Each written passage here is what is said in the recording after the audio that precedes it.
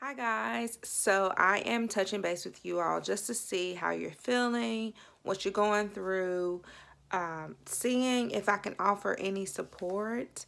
I do support groups in my profession, and also if you guys just need some support over the phone or FaceTime, I'm always willing to do that.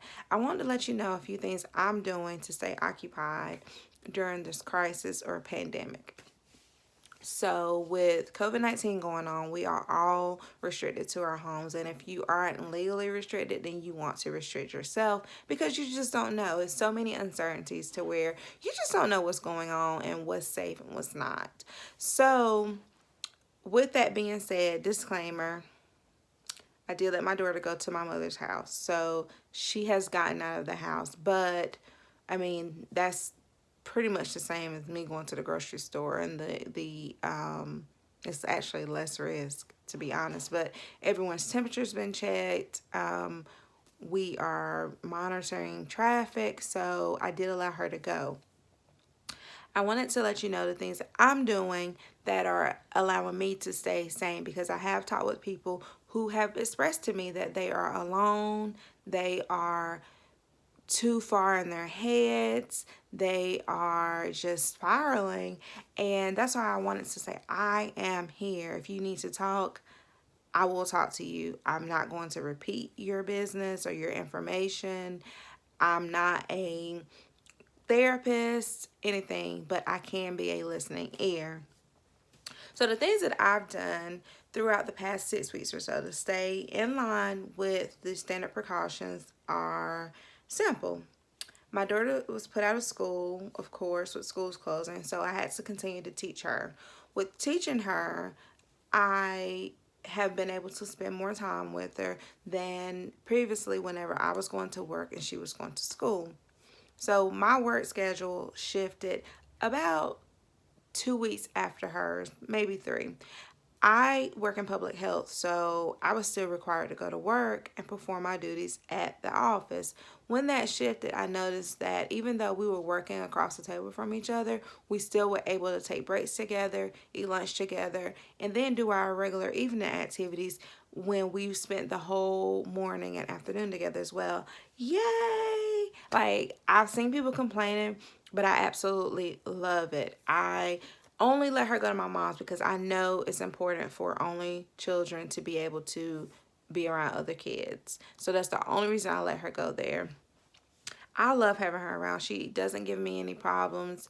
Um, I'm not saying, oh, my child's perfect, but my daughter is definitely cool as hell. So I really enjoy being her mom. Uh, so sorry, mom spill. But yes, so the first thing is I've been spending a lot of quality time with my daughter. So for those of you who do have people in your home, make sure you embrace that time together. Make sure you are divulging and getting to know each other, playing games, um, challenging each other with healthy debates, cooking together, cleaning together, those things. So that brings me to the next thing. Like I said, I am currently working, so I still work a total of 8 hours a day. During that time, I can take breaks to where I do breakout sessions, so with my daughter. After that, I'm cooking daily, and I know a lot of people are saying, oh, it's a burden, but the only thing I see different is that, of course, I'm spending more money on food. And sidebar, I'm doing grocery pickup, so I'm not actually going in the store if I can avoid it. Um, I am cooking a lot and enjoying home cooked food, and like not just meal prep food, because there is a difference. When we meal prep, we prep similar items and we make sure they're very friendly to whatever routine works with us. Some people do carb friendly, some calorie friendly, some just healthy. I'm in that last category. There's less food wasted because I'm cooking in portions that are conducive to us. I am taking my time. I mean, hair tied, no makeup, maybe even a nightgown, usually sweats. And I'm cooking hearty food that's delicious and not overdoing it. So, the next thing is I am gardening. So that has been my love for the past 6 weeks or so.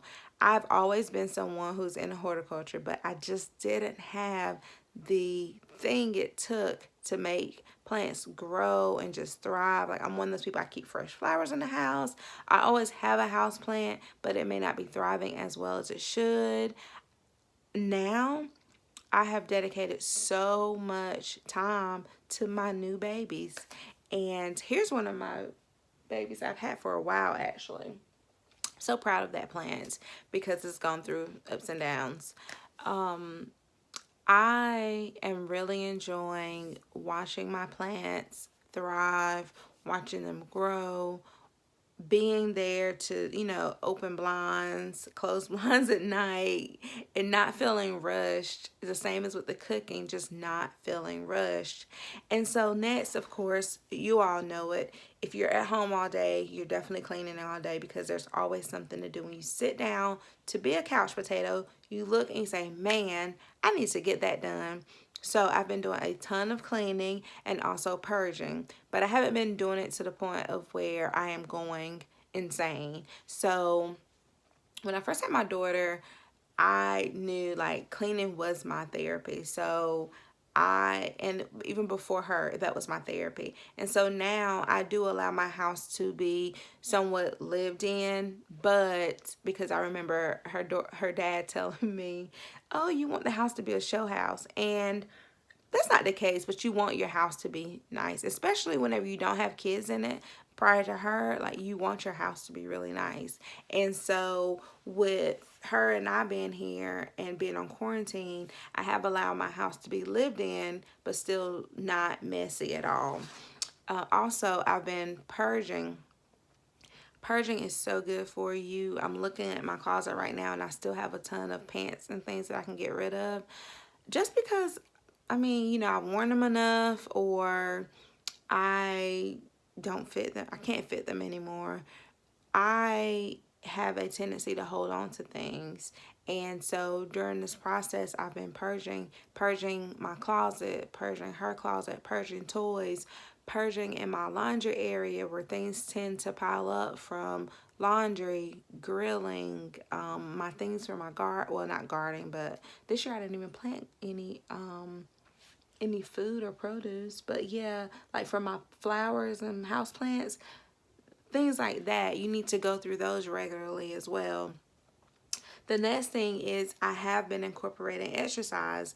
And those of you who know me know that I was a really big gym rat at one point. And no, like, we can't go to the gym. And even before that, I was dealing with so many things in my personal life and trying to find balance that I couldn't go then. So now I've just been making sure I do something every day, especially with cooking these hearty southern foods. You really want to make sure you are doing something daily, something. And so with me, I am typically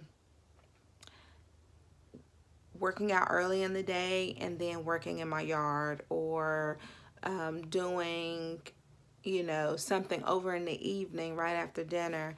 I'm trying to do something to stay active. And then I am reflecting. I'm thinking about where I am, where I'm going, where I've been, looking at the things that I was so hard on myself about, and asking myself why. Why was I so hard? Looking at the things that I didn't think mattered and saying, why didn't I think those mattered? Just all around reflecting and finding purpose. And I try to do that anyway. That's something I try to do all the time. But with COVID going on, it's like you really want to know, like, what has meaning and what doesn't, and why those things do or don't in your life. I've been having weekly calls with my girls group, and it's been phenomenal. We take time to kind of decompress, laugh, have a glass of wine. It's been excellent. And then I have been dancing. I'm not a choreographed dancer. I am terrible at following any type of choreography. I did some dancing online as workouts, and I would never do it in front of anyone, but I completed the exercises. I am more of a two-step queen, but I've been just letting loose and doing that. Another thing, believe it or not, is I have been like, this year 2020, before COVID happened, I said I was going to embrace my hair because I want to lock my hair. So in order to lock your hair, you also have to be comfortable wearing your hair out. And so it wasn't that I was ashamed of it, but I just didn't think I had enough time. So look at God. Not only did he make it where I can get my tail up because I'm not, burning my what's it called, guys? Okay, anyway, I'm not staying up all night being exhausted the next morning, passing out because you have so many things on your plate. I'm not doing that. I'm getting enough sleep. And so I'm able to get up, do my hair. So I've been able to do my own hair versus just wearing a wig because it's easy. And like today it's just braided down, but just being able to get comfortable with that whole notion of how you look with natural hair. So I've been doing that as well. And just like I said, talking to my people, staying in tune, informed, not sweating the small stuff because we don't know if we're ever going to come out of this. We have no clue what the future holds. We don't know if, the spread's even more rapid. We don't know. So if you yourself, you have any questions or concerns, hit me up on Instagram in my inbox and we can definitely talk about anything you have going on, the concerns you have. I know a lot of people are living with their abusers right now, so times are hard. So I personally thank God every day that my daughter and I are here safe and sound and that we are able to just totally embrace home without conflict or without wishing someone wasn't here and all that. So I definitely get it. We don't know, we all do not know each other's path, each other's story. So we don't know what people are going through, what they've been through. And I just want to lend some support and comfort during this hectic time. Thank you so much for watching. Please subscribe and then comment below. Let me know what you think. Let me know if you even like these kind of videos. Did you even watch it to the end? Thank you so much. Have a wonderful Wednesday.